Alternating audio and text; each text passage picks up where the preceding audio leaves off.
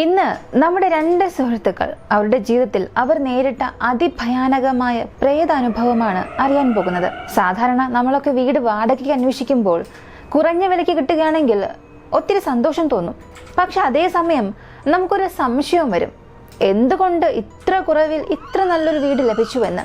ചിലർ അതിന് കാരണം അന്വേഷിക്കും, ചിലർ അത് കാര്യമാക്കില്ല. എന്നാൽ അങ്ങനെ അന്വേഷിക്കുന്നവർക്ക് ലഭിക്കുന്ന കാരണങ്ങളിൽ ഒന്നായിരിക്കും ആ വീടിന് പുറകിലെ ഭയാനകമായ ചരിത്രം. അതുപോലൊരു വീടിനെ കുറിച്ചും ആ വീട്ടിൽ താമസിച്ചവർക്കുണ്ടായ ദുരനുഭവങ്ങളെ കുറിച്ചുമാണ് ആദ്യത്തെ അനുഭവത്തിലൂടെ നമ്മൾ അറിയാൻ പോകുന്നത്. രണ്ടാമതായി അറിയാൻ പോകുന്നതും ഇതുപോലെ ഒരു അസാധാരണമായ അനുഭവം തന്നെയാണ്. എന്നാൽ ആ ഒരു അനുഭവത്തിന് കാരണമായത് ദുഷ്ടശക്തികളാണോ അല്ലെങ്കിൽ മറ്റേതെങ്കിലും സൂപ്പർ നാച്ചുറൽ പവർ ആണോ എന്നുള്ളത് വീഡിയോ കണ്ടതിന് ശേഷം നിങ്ങൾ തന്നെ പറയുക. നിങ്ങൾക്കും ഇതുപോലുള്ള അനുഭവങ്ങൾ ജീവിതത്തിൽ ഉണ്ടായിട്ടുണ്ടെങ്കിൽ അത് ഞങ്ങളുമായി ഷെയർ ചെയ്യണം എന്ന് ആഗ്രഹിക്കുന്നുണ്ടെങ്കിൽ ഈ മെയിൽ ഐഡിയിലേക്കോ നമ്മുടെ ഇൻസ്റ്റാഗ്രാം ഐഡിയിലേക്കോ അയച്ചു തരിക. കൂടാതെ ഇങ്ങനെയുള്ള വീഡിയോസ് കാണാൻ താല്പര്യമുള്ളവരാണ് നിങ്ങളെങ്കിൽ ഇപ്പം തന്നെ ഈ ചാനൽ സബ്സ്ക്രൈബ് ചെയ്ത് സപ്പോർട്ട് ചെയ്യുക.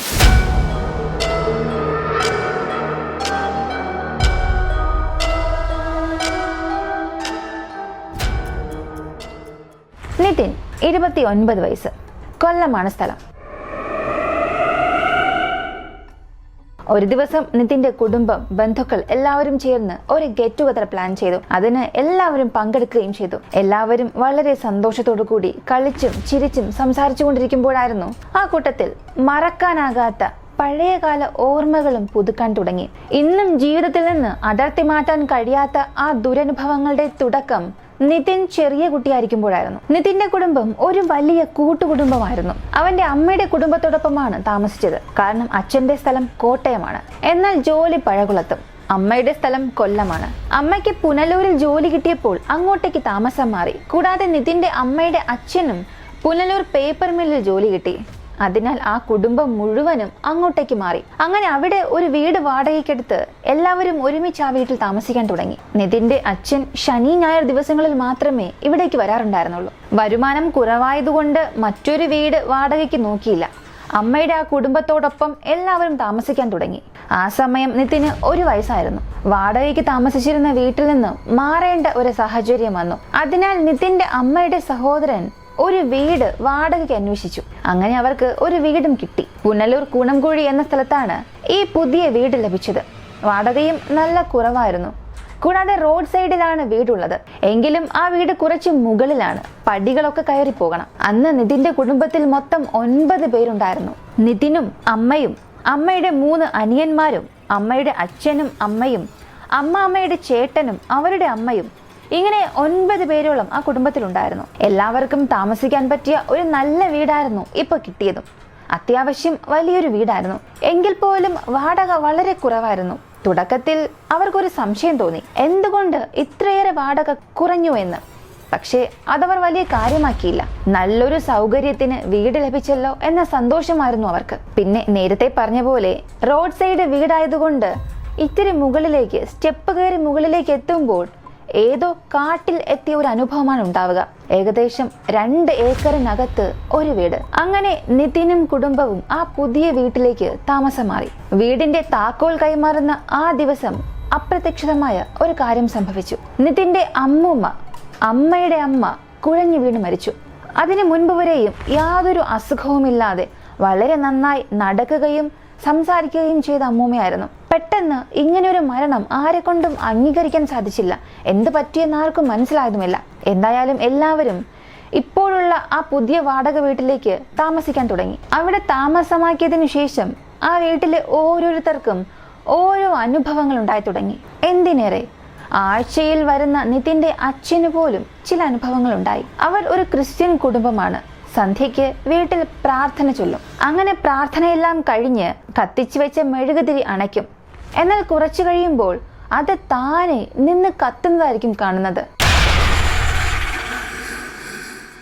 തുടക്കത്തിൽ ഒരുപക്ഷെ അണയ്ക്കാൻ മറന്നതായിരിക്കും, അല്ലെങ്കിൽ ശരിയായി അണയാത്തതായിരിക്കും എന്നൊക്കെ കരുതി.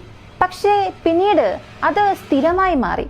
അടുത്തത് അടുക്കളയിൽ ഒരു ജനാലയുണ്ട്. അവിടെ നിൽക്കുമ്പോൾ അതുവഴി ആരോ പോകുന്നത് പോലെ തോന്നും. ചെന്ന് നോക്കിയാൽ ആരെയും അവിടെ കാണില്ല. പ്രത്യേകിച്ച് രാവിലെ ആകുമ്പോൾ എല്ലാവരും ജോലിക്ക് പോകും. അമ്മൂമ്മയുടെ അമ്മയും അവരുടെ ചേട്ടന്മാരും മാത്രമേ വീട്ടിലുണ്ടാവുകയുള്ളൂ. അമ്മൂമ്മയുടെ അമ്മയ്ക്കാണ് എപ്പോഴും ചില അനുഭവങ്ങൾ ഉണ്ടാകാറുള്ളത്, തന്റെ അടുത്ത് ആരും നിൽക്കുന്നത് പോലെ. കൂടാതെ അമ്മൂമ്മയുടെ അച്ഛൻ ആ വരാന്തയിൽ നിൽക്കുമ്പോൾ ഡോറിൽ ആരോ തട്ടുന്ന ശബ്ദം കേൾക്കും. വീടിന്റെ ഫ്രണ്ടിൽ ജനാല ഒന്നും തന്നെ ഇല്ല, പകരം ഗ്രില്ലാണ്. അതിനാൽ പുറത്ത് ആരെങ്കിലും വന്ന് നിന്നാൽ അതുവഴി കാണാൻ സാധിക്കും, പക്ഷെ അവിടെ ആരും കാണില്ല. എന്നാൽ ഡോറ് മുട്ടുന്ന ശബ്ദം മാത്രം കേൾക്കും. അതേസമയം തുറക്കാൻ ശ്രമിച്ചാൽ തുറക്കാനും സാധിക്കില്ല. ആരോ പുറത്തുനിന്ന് വലിച്ചു പിടിക്കുന്നത് പോലെ തോന്നും. ആ വീട്ടിലെ ടോയ്ലറ്റ് പുറത്ത് അടുക്കള വശത്താണുള്ളത്. രാത്രി അത്യാവശ്യ സമയങ്ങളിൽ ആ ടോയ്ലറ്റിലേക്ക് പോകുന്ന പുരുഷന്മാർക്കും പല അനുഭവങ്ങൾ ഉണ്ടായിട്ടുണ്ട്. എന്തിന്, ആഴ്ചയിൽ വരുന്ന നിതിന്റെ അച്ഛന് പോലും. അവർ ആ ടോയ്ലറ്റിൽ നിൽക്കുന്ന സമയത്ത് അടുത്ത് ആരോ വന്ന് നിൽക്കുന്നത് പോലെ തോന്നും. ഉറക്കപ്പിച്ചിലാണെങ്കിൽ ആരാണ് എന്നൊന്നും ചോദിക്കില്ല. എന്നാൽ രാവിലെ എഴുന്നേൽക്കുമ്പോഴായിരിക്കും പെട്ടെന്ന് ഓർമ്മ വരികയും ആരാണ് എൻ്റെ അടുത്ത് ഇന്നലെ ഉണ്ടായിരുന്നത് എന്ന് ചോദിക്കും. പക്ഷേ ബാക്കിയുള്ളവർ പറയും, ഞങ്ങളാരും അപ്പോ അവിടെ വന്നില്ലല്ലോ എന്ന്. ഇതുപോലെ പല തവണ നിതിന്റെ അച്ഛനും അങ്കിൾമാർക്കും അനുഭവപ്പെട്ടിട്ടുണ്ട്, ആരോ തങ്ങളുടെ അടുത്ത് വന്ന് നിൽക്കുന്നത് പോലെ.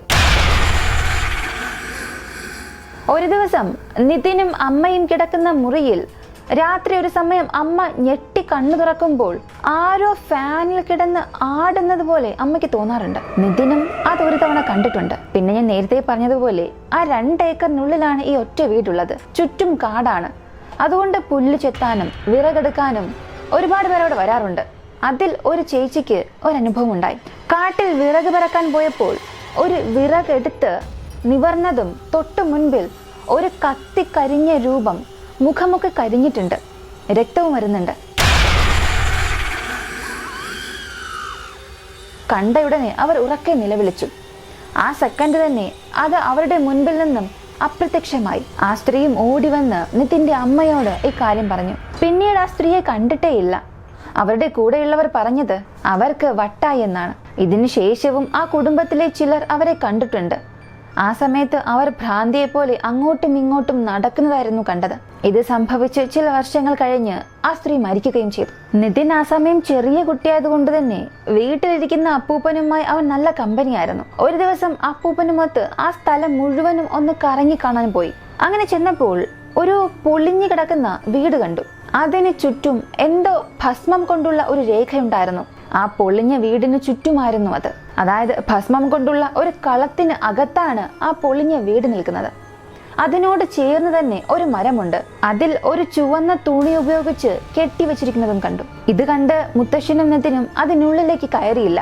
ആ അപ്പൂപ്പൻ നിതിനെ വിളിച്ചുകൊണ്ട് തിരികെ വീട്ടിലേക്ക് വന്നു. ചില രാത്രികളിൽ ദൂരെ കാട്ടിൽ എന്തോ കത്തുന്നത് പോലെ കാണും. ശവപ്പറമ്പിൽ കത്തിക്കുന്നത് പോലെയായിരുന്നു അവർക്ക് തോന്നുന്നത്. തീ ആളി കത്തുന്നത് പോലെയും അവർക്ക് കാണാറുണ്ട്. പിന്നീട് അതെങ്ങോട്ടോ പോയി മറയും. ഒരു ദിവസം നിതിനും കുടുംബവും മുൻപ് താമസിച്ചിരുന്ന സ്ഥലത്തെ ചില ആളുകൾ അവരെ കാണാനായി ഈ പുതിയ വീട്ടിലേക്ക് വരുന്നു. അവർ പറഞ്ഞത് 8 മണി കഴിഞ്ഞാൽ ഇതിന് താഴെയുള്ള ആ ഒരു റോഡ് വഴി ആരും അധികം പോകാറില്ല. പേപ്പർ മില്ലിൽ ഉള്ളവർക്കൊക്കെ പുനലൂർ ടൗണിൽ പോകണമെന്നുണ്ടെങ്കിൽ ഈ വീടിന് താഴെയുള്ള ആ റോഡ് വഴി മാത്രമേ പോകാൻ സാധിക്കൂ. പുനലൂരിൽ നിന്നും പേപ്പർ മില്ലിലേക്ക് പോകണമെന്നുണ്ടെങ്കിൽ ഒരു വലിയ എസ് വളവ് കടക്കണം. ആ വളവുള്ളത് കുണംകുഴിയിലാണ്. അവിടെയാണ് ഈ വീടുമുള്ളത്. ആ വളവിൽ എപ്പോഴും അപകടങ്ങൾ സംഭവിക്കാറുണ്ട്. നിതിനും കുടുംബവും ഇവിടെ താമസമാക്കിയതിനു ശേഷം അവരും പല അപകടങ്ങൾ ശ്രദ്ധിച്ചിട്ടുണ്ട്. അങ്ങനെ ഒരു ദിവസം വീട് വെഞ്ചരിക്കാനായി പള്ളിയിലെ അച്ഛൻ വന്നു. അച്ഛൻ വന്ന ആ വീട്ടിൽ പ്രാർത്ഥിച്ചിട്ട് പറഞ്ഞത്, ഇവിടെ ആരും നിൽക്കരുത്, വേറെ വീട് നോക്കണം, ഇത് ചെകുത്താന്റെ സ്ഥലമാണ് എന്ന്. അങ്ങനെ നിതിനും കുടുംബവും വേറെ വീട് നോക്കാൻ തീരുമാനിച്ചു. ഒരു ദിവസം വീട് നോക്കാൻ ഇറങ്ങിയപ്പോൾ ഒരു മരക്കൊമ്പ് മുറിഞ്ഞ് ആ വീടിന് മുൻപിൽ ഗേറ്റിന്റെ ഫ്രണ്ടിലേക്ക് വീണു. ഗേറ്റ് തുറന്നാലല്ലേ താഴെയുള്ള ആ സ്റ്റെപ്പ് ഇറങ്ങി റോഡിലേക്ക് പോകാൻ സാധിക്കൂ. അതിനാൽ അന്ന് അവർക്ക് ആ യാത്ര പോകാൻ സാധിച്ചില്ല.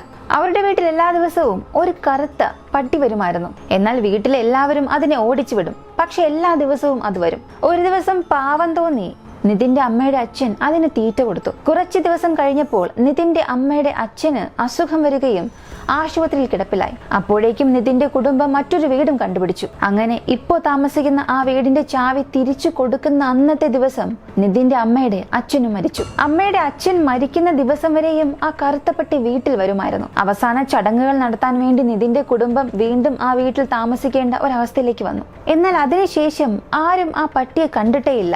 വീട്ടുകാർ പറയുന്നത് അത് കാലനായിരിക്കുമെന്നാണ്. നിതിന്റെ അമ്മയുടെ അച്ഛന്റെ ഡെഡ് ബോഡി വീട്ടിലേക്ക് കൊണ്ടുവന്നപ്പോൾ നിതിൻ അവന്റെ അപ്പൂപ്പനെ പോലെ പെരുമാറിയെന്ന് പലരും പറഞ്ഞു. ബാധ കയറിയതുപോലെയായിരുന്നു. അന്ന് നിതിൻ 5ാം ക്ലാസ്സിൽ പഠിക്കുകയായിരുന്നു. അവന് ഒന്നും അറിയാത്ത ഒരു പ്രായം. നിതിന്റെ കുടുംബം ആ വീട്ടിൽ 4 വർഷം താമസിച്ചു. അവന്റെ 1ാം ക്ലാസ് മുതൽ 5ാം ക്ലാസ് വരെ. പിന്നീട് ആ വീടിനെ കുറിച്ച് അന്വേഷിക്കുമ്പോൾ അത് വാസ്തുപ്രകാരം ശരിയായിട്ടല്ല പണിതെന്ന് മനസ്സിലായി.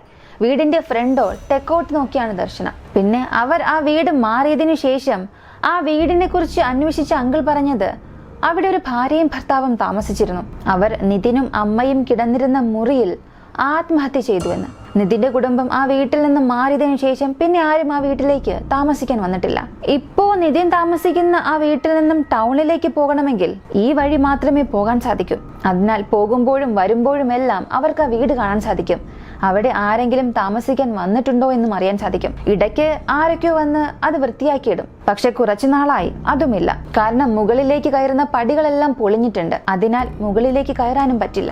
ആ വീടും ഇപ്പോ ഒരു പാഴടഞ്ഞ വീട് പോലെയായി. ഇങ്ങനെ ഗെറ്റ് ടുഗദർ ആഘോഷിച്ച നിതിന്റെ കുടുംബവും ബന്ധുക്കളുമെല്ലാം അവർക്ക് പണ്ടുണ്ടായ ഈ ഒരു ദുരനുഭവത്തിന്റെ മായാത്ത ഓർമ്മകൾ പങ്കുവയ്ക്കുകയായിരുന്നു. ഈ പങ്കുവയ്പിലൂടെയായിരുന്നു നിതിനും ഇക്കാര്യങ്ങളെല്ലാം അറിയാൻ സാധിച്ചത്. ഇതിനുശേഷം നിതിനും ആ വഴി പോകുമ്പോൾ ആ വീട് ശ്രദ്ധിക്കും. റോഡിൽ നിന്ന് നോക്കിയാൽ വീടിന്റെ ഇത്തിരി ഭാഗം കാണാൻ സാധിക്കും. നിതിൻ 10ാം ക്ലാസ് പഠിക്കുമ്പോൾ ഈ കഥകളെല്ലാം അവന്റെ സുഹൃത്തുക്കളോടും പറഞ്ഞു. അപ്പോൾ അവർക്കും ആ വീട് കാണണം എന്നൊരാഗ്രഹം. ഒരു ദിവസം അവിടേക്ക് പോവുകയും ചെയ്തു. നേരത്തെ പറഞ്ഞതുപോലെ ആ വീടിന് ചുറ്റും ഒരു ഭസ്മം കൊണ്ടുള്ള കളമുണ്ടായിരുന്നു. ആ കളത്തിനകത്തുള്ള വീട് മുഴുവനും പൊളിഞ്ഞു പോയിട്ടുണ്ട്. എന്നാൽ ആ ഭസ്മമൊന്നും ഇപ്പോഴവിടെ ഇല്ല. പക്ഷെ ആ മരവും അതിൽ ചുറ്റിയിരുന്ന ചുവന്ന തുണിയുമുണ്ട്. പിന്നെ അതിന്റെ പരിസരത്ത് നിന്ന് ഒരു ഓജോ ബോർഡ് അവർക്ക് ലഭിച്ചു. അവരും അത് എടുത്തുകൊണ്ടുപോയി. കൂട്ടുകാർക്ക് അത് അപ്പൊ തന്നെ കളിക്കണം എന്നുള്ളൊരു വാശിയായിരുന്നു. കൂടെ ഉണ്ടായിരുന്ന ഒരു കൂട്ടുകാരൻ ആ സമയം അത് കളിക്കുകയും ചെയ്തു. പെട്ടെന്ന് അതിലുണ്ടായിരുന്ന കോയിൻ അനങ്ങിയതുപോലെ തോന്നി. അവിടെയൊക്കെ ഒരു ഭയങ്കരമായ കാറ്റും വീശി.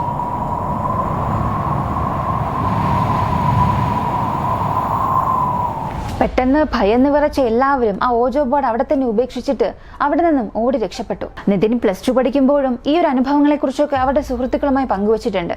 അതിലൊരു സുഹൃത്തിനും ആ ഓജോ ബോർഡ് വേണമെന്നൊരു ആഗ്രഹം പറഞ്ഞു. നിതിൻ ആ സ്ഥലം അവന് പറഞ്ഞു കൊടുത്തു. അവനും ചെന്ന ഓജോ ബോർഡ് അവിടെ നിന്നും എടുത്തുകൊണ്ടുപോയി. പിന്നീട് എന്ത് സംഭവിച്ചുവെന്നറിയില്ല. ആ വീട്ടിലുണ്ടായ അമാനുഷികമായ അനുഭവങ്ങളുടെ ഓർമ്മകൾ ഇന്നും മാഞ്ഞിട്ടില്ല. കൂടുതലായും ആ വീട്ടിൽ ഉണ്ടായിരുന്ന ഒരുപാട് സമയമുണ്ടായിരുന്ന അമ്മൂമ്മയുടെ അമ്മയ്ക്കും ചേട്ടന്മാർക്കുമായിരുന്നു കൂടുതൽ ഇങ്ങനെയുള്ള അമാനുഷികമായ അനുഭവങ്ങൾ ഉണ്ടായത്. എന്നാൽ അവർ രണ്ടുപേരും ഇപ്പൊ മരിച്ചു. എന്നാൽ ആ വീടിനെ ചുറ്റിപ്പറ്റിയുള്ള ഓർമ്മകളും നിഗൂഢതകളും ഇന്നും മരിച്ചിട്ടില്ല.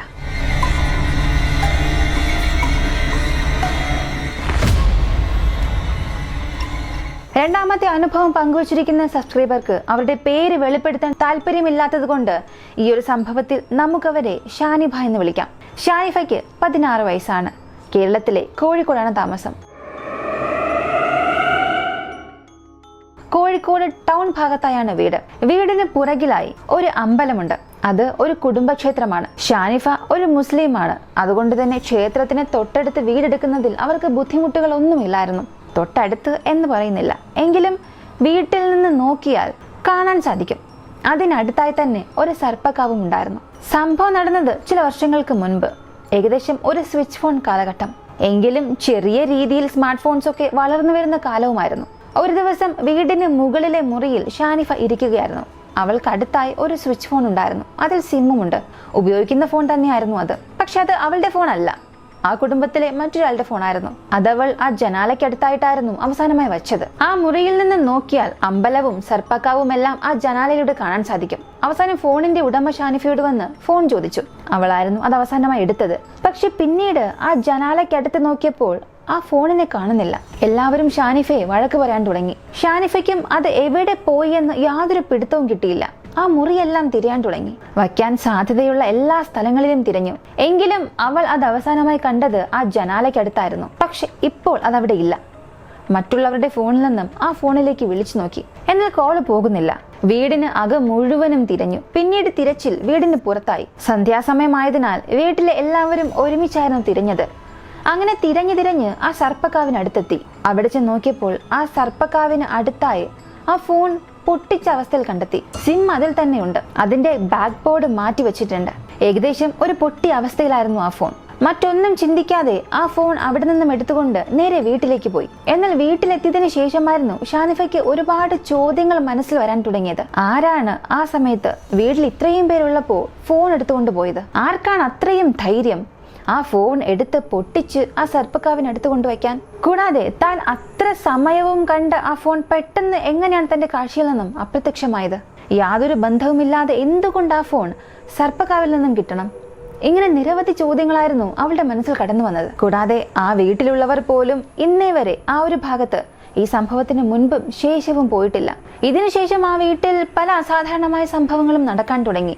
മുറിയുടെ വാതിൽ ആരോ മുട്ടുന്നതായി തോന്നും, പക്ഷെ തുറന്നു നോക്കുമ്പോൾ ആരും തന്നെ കാണില്ല. ഇങ്ങനെ അമാനുഷികമായ സംഭവങ്ങൾ ആ വീട്ടിൽ ഇടയ്ക്കിടയ്ക്ക് നടക്കാറുണ്ട്. എങ്കിലും അവർ ആ വീട്ടിൽ താമസിക്കാൻ തുടങ്ങിയിട്ട് 13 വർഷത്തിൽ കൂടുതലായി. പ്രശ്നങ്ങളെല്ലാം ഉണ്ടായിട്ടും അതിന് പുറകെ പോയിട്ടില്ല. തങ്ങൾക്ക് ചുറ്റും ഇങ്ങനെയെല്ലാം നടക്കുന്നു എന്ന് വിശ്വസിച്ചുകൊണ്ട് അവരും ജീവിക്കുന്നു. മറ്റുള്ളവരുടെ മതവിശ്വാസങ്ങളെ ബഹുമാനിച്ച് ഇന്നും ഷാനിഫയും കുടുംബവും ആ വീട്ടിൽ താമസിക്കുന്നുണ്ട്. ഇനി അങ്ങനെ തുടരുക തന്നെ ചെയ്യും. നിങ്ങൾ ഇങ്ങനെയുള്ള സംഭവങ്ങളിൽ വിശ്വസിക്കുന്നവരാണോ? ഈ 2 അനുഭവങ്ങളിൽ നിങ്ങളെ ഭയപ്പെടുത്തിയ അനുഭവം ഏതാണ്? ഇങ്ങനെയുള്ള സംഭവങ്ങളിൽ നിങ്ങൾ വിശ്വസിക്കുന്നുവെന്നുണ്ടെങ്കിൽ അതിനുള്ള കാരണം എന്താണ്? കമന്റിൽ പറയുക. കൂടാതെ നിങ്ങൾക്കുണ്ടായ അനുഭവങ്ങൾ ഞങ്ങളുമായി ഷെയർ ചെയ്യണം എന്ന് ആഗ്രഹിക്കുന്നുണ്ടെങ്കിൽ ഈ മെയിൽ ഐഡിയിലേക്കോ നമ്മുടെ ഇൻസ്റ്റാഗ്രാം ഐഡിയിലേക്കോ അയച്ചു തരിക. ഇൻട്രസ്റ്റിംഗ് ആയ വളരെ ലെങ്തി ആയിട്ടുള്ള വീഡിയോസ് ആണെങ്കിൽ തീർച്ചയായും നമ്മുടെ ചാനലിലൂടെ നമ്മളത് കാണിക്കുന്നതായിരിക്കും. വീഡിയോ ഇഷ്ടമായ ലൈക്ക് ചെയ്യുക, ഷെയർ ചെയ്യുക. നമ്മുടെ ചാനൽ ആദ്യമായി കാണുന്നവരാണെങ്കിൽ ഇപ്പം തന്നെ സബ്സ്ക്രൈബ് ചെയ്തും സപ്പോർട്ട് ചെയ്യുക. മറ്റൊരു വീഡിയോയുമായി വീണ്ടും കാണാം.